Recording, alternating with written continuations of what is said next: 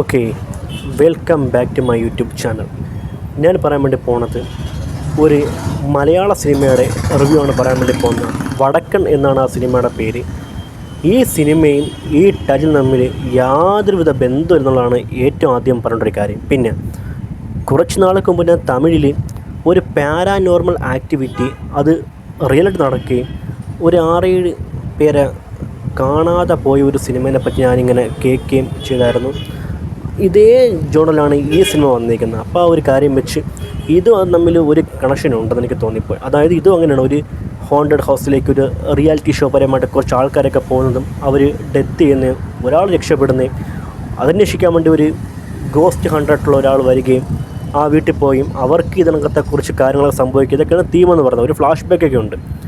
ആര്യൻ കഥോരിയ എന്ന് പറഞ്ഞ ബിഗ് ബോസിൻ്റെ ഈ 7ാം സീസണിൽ വന്നിട്ട് പോയ ഈ ഒരു വ്യക്തി ആ സിനിമയിൽ ഒരു റോള് ചെയ്യുന്നുണ്ടെന്നുള്ള ഹൈലൈറ്റ്. പിന്നെ കിഷോർ എന്നൊരു ആക്ടർ, കിഷോർ നമ്മുടെ ഹാപ്പി ബി ഹാപ്പിയിലെ കൊണ്ട് പുലിമുരുകൻ സിനിമയിലെ കൊണ്ട് കിഷോർ എന്നൊരു ആക്ടറാണ് ഈ ഒരു മെയിൻ ഹീറോ ആയിട്ട് വരുന്നത്.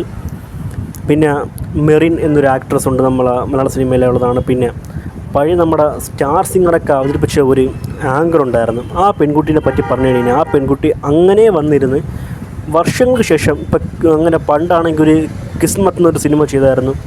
അങ്ങനെയൊക്കെ ഒരു പടങ്ങളൊക്കെ ചെയ്ത് വന്നിട്ട് അങ്ങനെയൊക്കെയാണ് ഈ ഒരു സിനിമയുടെ ഒരു പോക്ക്. ആ പെൺകുട്ടി വന്നിട്ട് വന്നിങ്ങനെയൊക്കെ സിനിമ ചെയ്യുമ്പോൾ അത് ഹിറ്റ് തന്നെയായിരിക്കും. ആ ഒരു കാര്യം മാത്രമേ പറഞ്ഞുള്ളൂ. അപ്പോൾ അങ്ങനെ ഇരിക്കുന്ന നായിക എപ്പോൾ വന്നൊരു സിനിമ ചെയ്താൽ ഹിറ്റ്, ഒരു വെറൈറ്റി കോൺസെപ്റ്റൊക്കെ തരാൻ വേണ്ടി പറ്റും. പക്ഷേ ഈ സിനിമയിലെ ഫ്ലാഷ് ബാക്ക് സീനൊക്കെ സൂപ്പറായിരുന്നു.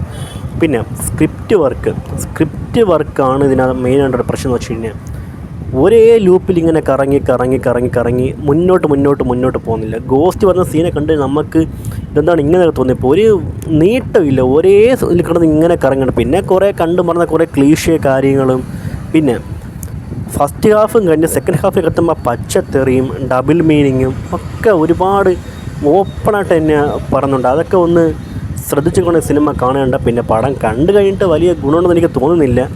പെർഫോമൻസ് കൊണ്ട് ആ സ്റ്റാർ സിംഗറിൽ ആ ഒരു പെൺകുട്ടി നൈസായിരുന്നു എന്നുള്ള കാര്യം മാത്രമല്ലാതെ വേറെ ഒന്നും കാണുന്നില്ല.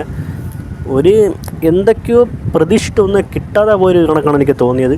ആ ഒരു കാര്യം വെച്ച് വെറുതെ ഒരു ഹൊറർ പടം കാണുമെങ്കിൽ എടുത്ത് കാണാം എന്നുള്ള കാര്യം മാത്രമേ പറയാൻ വേണ്ടിയുള്ളൂ. ഇതാണ് വടക്കൻ എന്ന സിനിമയുടെ റിവ്യൂവും കാര്യങ്ങളൊക്കെ. ഒരുപാട് പ്രതീക്ഷ ഉണ്ടെങ്കിൽ പോലും ടൈറ്റിലും ഡയറക്ഷനും കൊണ്ട് ഭയങ്കര മോശമായപ്പോഴാണ് ഈ ഒരു സിനിമ. ഇത്ര പറയാനുള്ളൂ.